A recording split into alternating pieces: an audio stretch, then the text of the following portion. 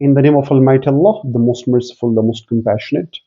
Welcome back to a new lesson. به نام خداوند بخشاینده و مهربان، خوش آمدید میگم به همه شما دوستان عزیز به یک درس جدید. در درس‌های گذشته ما شما صحبت کردیم روی ساختار جملات که جملات چگونه ساخته میشد. بعداً در آنجا ما شما یک موضوع را ذکر کرده بودیم وقتی که ما شما در زمانی حال ساده مطابق سابجکت هی، شی، ایت یا سینگولر ناون صحبت میکردیم ضرورت به اس، ای اس یا آی اس بودن. پس امروز انشالله ما شما راجع به همون قوانین صحبت میکنیم که اس، ای اس، آی اس اینها با کدام فایل اضافه شود، یعنی به کدام سابجکت اضافه شود، در کدام زمان اضافه شود و دلیل که ما شما اینها را اضافه میکنیم و بعدا حالت های را میخوانیم که در کدام حالت اس، در کدام حالت ای اس و در کدام حالت آی اس باید اضافه شود. پس میم درس خود را آغاز میکنیم. ما شما صحبت میکنیم راجع به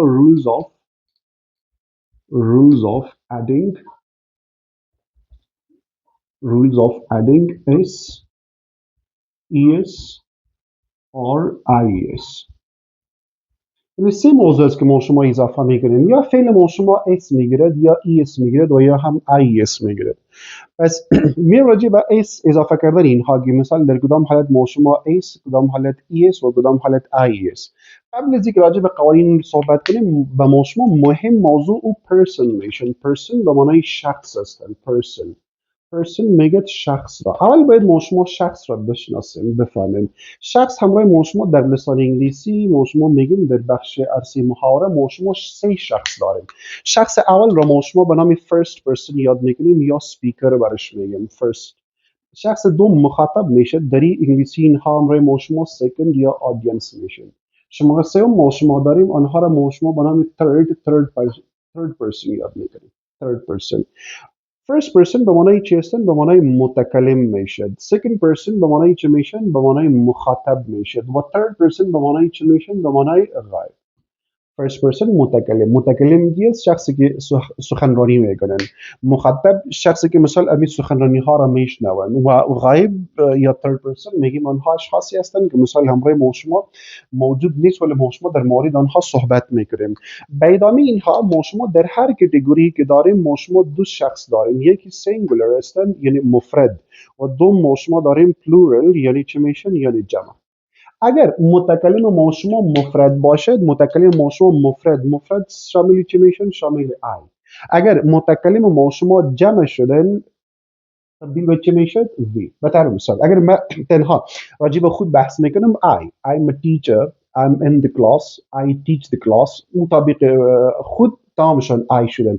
اگر متکلم ما شما بیشتر از یک شخص باشد درست باز ما شما وی استفاده میگیم وی. به طور مثال من کنار من علی هم هستم. ما هر دو شاگرد هستیم پس میگیم که we are students. ما هر دو استاد هستیم پس میشن که we are teachers. ما هر دو دکتر هستیم یا بیشتر از دو هستیم در صورت میگیم for example we are pilots, we are engineers. یعنی هر کاری که باشیم. پس اگر متکلم ما شما مفرد باشد ما شما چی استفاده میکنیم؟ I. اگر جمع شدن باز چی استفاده میکنیم؟ باز we استفاده میشه. میم شخص دوم مخاطب اگر مخاطب مفرد باشد یو استفاده میشد. اما اگر جمع هم بودن یو استفاده میکنه. مخاطب ما شما مربوط با چی میشد؟ مربوط با یو. اگر مفرد هم بود یو، اگر جمع هم بودن یو. ولی فرق اینها باز در آخر اگر ما شما کدام مسلک ذکر میکنیم در اوج ایجاد میشن. به طور مثال متکلم مفرد متوجه. You are a teacher.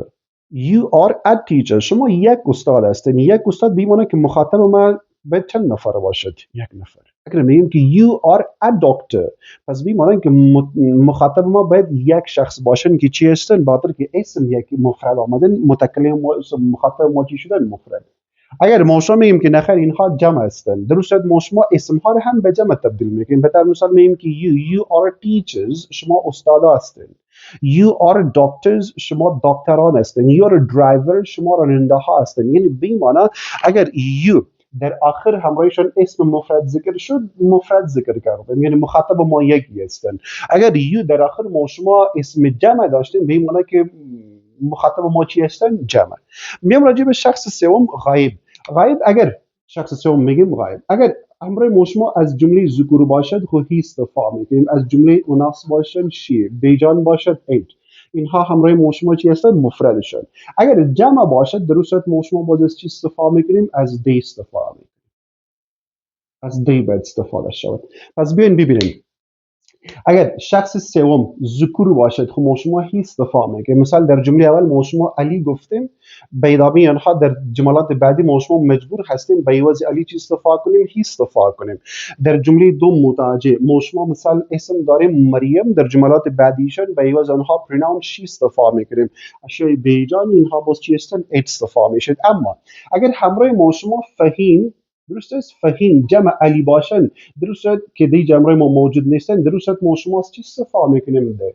یا مثلا همراه مریم شیلا هم هستن، دو شخص شدن، پس درست هم ما شما از سابجکت چی استفاده میکنیم؟ دی استفاده میکنیم. حال یعنی قوانین هی شی اید که ما سوری ببخشید، قوانینی که اس ای اس یا آی اس ما شما داریم اینها با کدام سابجکت ما میشد؟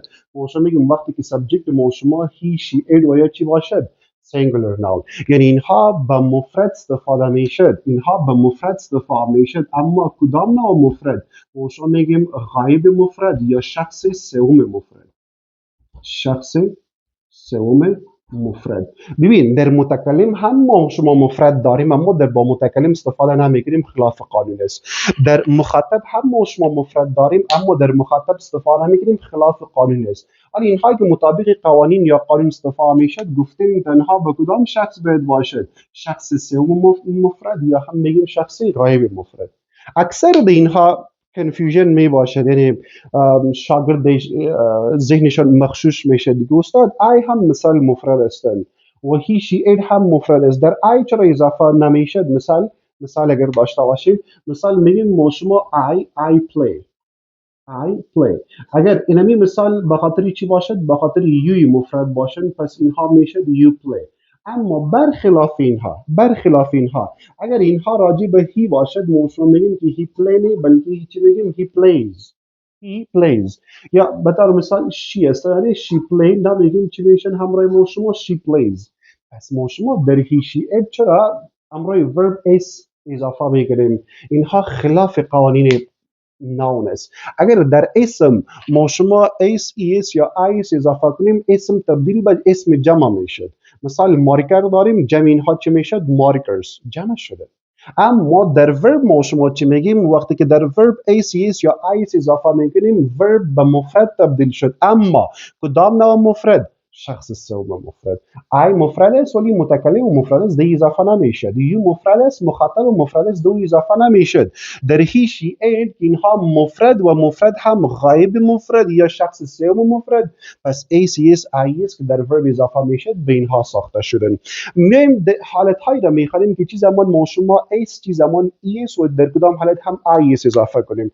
حالت اول، حالت دوم و حالت چندم داریم؟ سوم. حالت اول متوجه، اگر همراه ما شما ورب باشد، یعنی تقریبا یا ورب ما شما مستقیم چی میگیرد؟ اس میگیرد. راجع به هیچ در صحبت میکنیم اس میگیرن. اینها ورب هستن که مثلا اس تنها می قانون اس 85%، 80 الا 95% verbs تمامشون در چی کار میشه؟ در این قانون اول کار میشه، یعنی در اینجا آنها جمع میشن تنها اس باید بگیرد. حالت دوم ما شما داریم میگیم اگر ورب یک جمله ما شما ورب اینها تمام شده باشن توسط اس یا بدون اس، دبل اس باشد یا بدون اینها اس اچ باشد یا بدون اینها سی اچ باشد یا بدون اینها او باشد یا هم اکس باشد یا هم زید باشد، در اون صورت همراه همین ورب ما شما چی اضافه میکنیم؟ ای اس اضافه میکنیم. یعنی به خاطر ایس ما شما وربز مشخص داریم، مشخص بیمانا که او وربز ما شما تمام شده توسط چی باید باشد؟ یا اس یا هم دبل اس یا اس اچ هستن یا سی اچ یا او اکس زید. اگر امرای اینها تمام شده باشد باز ما شما با وربز اس اضافه میکنیم. قانون سوم ما شما میگیم اگر ورب ما شما با کانسوننت جمع وای خلاص شده باشد، کانسوننت پلس وای. اگر ورب کانسوننت پلس وای تمام شده باشد ما شما چی میگیم؟ در این صورت ما شما وای از بین میبریم، وای از بین میبریم و در نتیجهشون چی اضافه میکنیم؟ آی ای اس اضافه میکنیم. IES اضافه میشد. یا بعض موارد شاید به ترتیب آمده باشن که y تبدیل به چی میشد؟ y تبدیل به I میشد، بعدا ES اضافه میکنیم. پس قانون اول جمع قانون دوم نتیجه یکسان هستند. اگر شما y از بین ببرین هم مجبور هستین IES اضافه کنید. اگر شما y را تبدیل به I بسازین بعدا هم شما مجبور هستین که ES اضافه کنید که نتیجهشون همراه ما چی میشد؟ IES. و باز هم براتون میگم که اینها که اضافه میشن باید همراه ما شما سابجکتس کی باشن؟ شخص اسم مفرد یعنی هی شی ات باشن. پس میم مثال کار میکنیم. اگر ما شما مثال داشته باشیم به خاطر قوانین خود یا مطابق به قوانین خود. مثال اول، اگر سابجکت ما شما میشد هی یا میشد همراه ما باشد شی یا هم ایت هستن یا بدون اینها سینگولر ناون هستن. در این صورت ما شما اگر ورب داشته باشیم که گفتیم اول قانون اول که اسم میگیرد، به طور مثال ما شما مثال داریم کوک، یا ما شما مثال داریم کال، یا ما شما مثال داریم واک، یا ما شما مثال داریم رایت. اینها افعالی هستند که تنها با گرفتن اسم میشد که با مفرد تبدیل شد. مثال کوک تبدیل به چه میشد؟ کوکس. کال تبدیل به چه میشد؟ کالز. واک تبدیل به چه میشد؟ واکس. رایت تبدیل به چه میشد؟ رایتس. یعنی این مطابق قانون اول بودن که تنها چی اضافه کردیم؟ اس اضافه کردیم. الان مطابق جمله متعجب میگیم که هی کوکس او پخته میکند، یا شی کوکس. درست است؟ مثال علی است، علی کوکس. he calls, he walks, he writes. or she cooks, she calls, she walks, she writes. اگر راجع به یک شخص مفرد صحبت میکنیم احمد است، میگیم که احمد cooks, احمد calls, احمد walks, احمد writes. اینه که اسم میگرفتن، افعالی که اسم میگرفتن. حالا میایم افعالی که ای اسم میگیرن. به طور مثال ما شما اینجا مثال داریم teach، شماره اول. شماره دوم داریم for example wash. شماره سوم داریم ما شما fix. شماره چهارم هستن همراه ما go. شماره آخر میگیریم چی هستن؟ express، بیان کردن یا اظهار کردن. teach تدریس کردن، wash شستن، fix ترمیم کردن، go رفتن، express بیان کردن، اظهار کردن. حالا اگر اولی ببینیم teach، اینها با ch تمام میشه. با چی تمام میشن؟ ch. وقتی که با ch تمام میشد ما شما گفتیم که چی باید اضافه شود؟ es. شماره دوم ببینید واش sh با sh تمام شدن. وقتی که با sh تمام شد ما شما چی اضافه میکنیم؟ es. اگر فعل بعدی ببینید فیکس هستن، فیکس با x تمام میشن، x باز همراه ما شما چی میگیرید؟ es. فعل بعدی با او تمام شد ما شما چی اضافه میکنیم؟ es.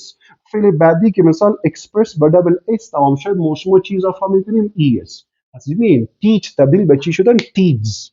wash washes. fix fixes. go goes. express expresses. افعالی بودن یا اینها افعالی هستند که همراه ما چی گرفتن؟ es. شماره سوم، قانون سوم خواندیم که آنها IES هم گرفته میدن، ولی شرط ایشانی هستند که کانسوننت پلس y باشن. بیاین ببینیم. اگر ما شما مثال داشته باشیم fly پرواز کردن، یا ما شما مثال داشته باشیم cry گریان کردن، یا مثال داشته باشیم study مطالعه کردن، یا مثال داشته باشیم try امتحان کردن. اینها تمامشون افعالی است که با وای تمام شد. اما وای تنها قانون نبوده برای ما شما گفته بودیم کانسوننت پلس وای باشن. پس fly کانسوننت است، ال کانسوننت است، وای شدن. R consonant plus Y. Study D consonant plus Y. Try R consonant plus چی داریم؟ Y. پس این حال اگر ما شما میخوایم اینها را تبدیل کنیم به ترتیب میشن. fly F L خودشان باشن، C R خودشان باشه، study S T U D خودش باشه، try T R خودشان باشه.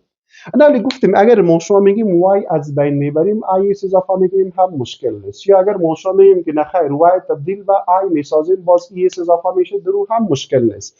پس ما شما میگیم که y از بین میبریم اما با عوضشون چی اضافه میگیریم؟ is. پس fly تبدیل به چی شدن؟ flies. اگر cry باشد تبدیل به چی میشد؟ cries. اگر study باشد تبدیل به چی میشن؟ studies. اگر try باشد تبدیل به چی میشن؟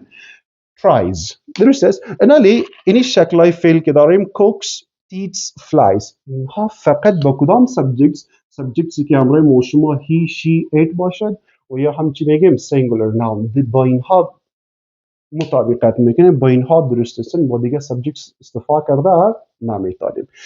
به اینها یک استراتژی دیگه اگر ما شما داشته باشیم به طور مثال اگر مثال داشته باشیم، مثال میگیم که he teach تبدیل به چی میشه؟ he teach English. او چی تدریس میکند؟ انگلیسی تدریس میکند. اگر ما شما مثال دوم داشته باشیم راجع به she for example wash شکل مفرد اینها میشن washes. she washes the clothes. آنها لباس ها را میشوین. she washes the clothes or clothes. آنها لباس ها را چه میکنن؟ میشوین. پس بیاین ببینید جمله مثبت از زمان حال ساده سابجکت اول ماهیه، سابجکت دوم شی هستن. پس verbs همراه ما شما چی گرفتن؟ es گرفتن. es مطابق به قوانین گرفتن. حال اگر ما شما میگیم اگر در این دی جملات همراه ما شما اگزیلری به وجود بیاد، یعنی فعل کمکی به وجود بیاد، هر وقتی که فعل کمکی به وجود بیاید ما شما در اون صورت ACS IS از بین میبریم. به دقت متوجه. اگر ما شما اگزیلری یا هلپینگ ورب داشته باشیم، اگزیلری یا چی میگیم یا هلپینگ وربز میگیم، همراه ما شما اگر اگزیلری یا هلپینگ ورب باشد در این صورت ما شما چی میکنیم؟ اس یا دوم بودن اس یا سوم بودن چی هستن؟ آی اس. هر کدام از اینها که باشد آنها را از بین میبریم. یعنی ضرورت نیست نه اس ضرورت است نه ای ضرورت است نه آی اس ضرورت است. در کدام صورت وقتی که ما شما میگیم ما شما همراه در جمله همراه فعل اصلی خود فعل دوم داشته باشیم به نام فعل کمکی. به طور مثال ببین he teaches English. اگر این جمله رو ما شما به سوالیت تبدیل میکنیم خب ما شما مستقیم تبدیل نمیتونیم، ضرورت به یک auxiliary یا helping verb داریم. مطابق زمان یا تنس خود ما شما چی استفاده میکنیم؟ does استفاده شد، بعدن سابجکت را میاریم چی هستن؟ does he teaches تبدیل به چی میشد همراه ما؟ teach. does he teach English؟ آیا او انگلیسی تدریس میکنه؟ Does he teach English؟ اگر به این جمله ما شما دقت کنیم ببینید اینجا teach هستن ای اس دارد، اما در این جمله اگر ما شما ببینید اینجا تنها teach هستن یعنی ای اس نداریم. ای اس را از بین بردیم. خاطر چی از بین بردیم؟ میگیم خاطر auxiliaryشن یا خاطر helping verb، فعل کمکی که به نام چی داریم؟ به نام does داریم. جمله دوم متوجه she washes the clothes. اگر در اینجا ما شما یک فعل کمکی دیگه اضافه میکنیم که با فعل اصلی کمک کنه، پس در صورت باز مجبور هستیم es را از بین ببریم. پس ببین she washes the clothes. اگر ما شما auxiliary یا helping verb can استفاده میکنیم پس میشن که she can washes تبدیل به چی میشد؟ she can wash the clothes. she can wash the clothes. پس حالی امروز ما شما auxiliary دیگه یا فعل کمکی دیگه به وجود آمدن چی هستن؟ can. وقتی که فعل کمکی دیگه به وجود آمد ما شما دوباره ای اس که در جمله داشتیم آنها را چی کردیم؟ آنها را از بین بردیم. یک استراتژی دیگه هم هست. و استراتژی همراه ما شما تری است، درخت او را هم کار میکنیم استراتژی را. باز میایم انشالله راجع به چند مثال دیگه. اگر ما شما مثال از یک درخت داشته باشیم و در این درخت همراه ما شما پرنده هستند به نام اس، پرنده است به نام ای اس و پرنده باشد به نام آی اس. پس در این صورت ما شما چی میگیم؟ در این صورت همراه ما شما اکثر auxiliary که استفاده میشد او چی هستند؟ او لفظ does هستند. does شکار میکنین does فایر میشد. در این صورت اگر اس باشد اس از بین میاد، یعنی پرنده ای که بود اگر شکار کردین هم از بین رفت، اگر نه چانس دوم برتون نمیتون. موضوع دوم پرنده هستن به نام ایس. اگر بعد از دز که استفاده میشد آنها هم چی هستن؟ اگر شکار کردین پایین افتید، اگر شکارتان نشد خب میپرد. موضوع سوم چی هستن؟ موضوع سوم همراه ما شما آی اس هستن. آی اس هم بعد از دز که استفاده شد آی اس و پرنده ای که بود آنها هم چی میشد؟ از بین میرد. میایم مثال میبینیم. اگر ما شما مثال داشته باشیم like علی tries علی کوشش میکنه. اگر مثال دوم داشته باشیم like شیلا tries شیلا گریان میکند. اگر مثال دیگه داشته باشیم for example اسد اسد ترمیم میکند. اسد fixes the car. اسد موتر را ترمیم میکند. اینها تمامشون جملات مثبت هستند. در جملات مثبت ما شما auxiliary نداریم. چی نداریم؟ auxiliary. تمامشون جمله affirmative میشن، جمله مثبت. در auxiliary در صورتی که ما شما auxiliary نداریم پس ببین فعل ما شما IS گرفتن، در اینجا IS گرفتن، در اینجا مطابق همون قوانین خود ES گرفتن. هر وقتی که ما شما does استفاده میکنیم does اگر در جمله سوالی اینها باشد یا در جمله منفی اینها باشد، در جمله سوالیه یا در جمله منفی باشد، درست است. پس ما شما مجبور هستیم IS از بین میبریم، به سوال تبدیل میکنیم. علی tries علی کوشش میکند. اگر سوال باشد که آیا علی کوشش میکند تبدیل میشن و does علی try آیا علی کوشش میکند؟ پس ببین وقتی که ما شما گفتیم دز استفاده شد در اینجا پرنده ای که داریم آنها ایس هستن، ایس از بین بردیم، دوباره وای که قبلا از بین برده بودیم اضافه کردیم، تبدیل به چی شدن؟ ترای. مثال دوم متوجه شیلا کرایز، اگر این تبدیل به سوالیه میسازیم میشن که دز شیلا کرای، این شیلا گریان میکند. پس وقتی که دز همراه موشما باز به وجود آمد موشما ایس از بین برده. مثال دیگه سوم اسد fixes the car. اگر سوال باشد که آیا اسد موتر رو ترمیم میکند میگیم که دز اسد fixes تبدیل به چی میشن؟ fix. does اسد fix the car؟ آیا اسد موتر رو ترمیم میکند؟ ما شما دز استفاده کردیم yes. پس fixes es داشتیم es آنها رو چی کردیم؟ از بین بردیم. گفتیم که همراه ما شما دز به وجود میاد اگر اس بودن is یا es بودن هر کدام از اینها که باشه آنها رو ما شما چی میکنیم؟ از بین میبریم. میم کار میکنیم راجع به جمله منفی اینها. اگر همین جمله اولی را علی tries اینو تبدیل به منفی میسازیم. منفی اینها میشد میگیم که Ali does not or Ali doesn't try. شماره اول شیلا cries تبدیل به چی میشد؟ منفی شد میگیم که شیلا does not or شیلا doesn't try. مثال سوم متوجه اسد fixes the car. پس اینها میشد همراه ما به منفی شد اسد does not fix. اسد does not fix the car. اسد موتر رو ترمیم نمیکنه. پس ببین اگر در جمله سوالیه گفتیم یا در جمله منفی در مثبت خب گفتیم auxiliary نیست اون اگر x ضرورت بود es ضرورت بود is ضرورت بود اضافه کردیم. وقتی که در سوالیه همراه ما شما ببینیم دز به وجود آمدن در تمام جملات در شکل سوالیه دز به وجود آمد ما شما اگر s داشتیم es داشتیم یا is یا فایل داشتیم تمامش از بین بردیم. به همین ترتیب در منفی هم وقتی که دز همراه ما شما به وجود آمد در جمله باز هم امرای ورب خود اگر اس داشتیم es داشتیم یا is داشتیم تمامشون چی شدن؟ از بین رفتن. با امیدی که از درس امروز هم انشالله چیز آموخته باشین تا درس بعدی شما را به خداوند یکتا به همتا میسپارم.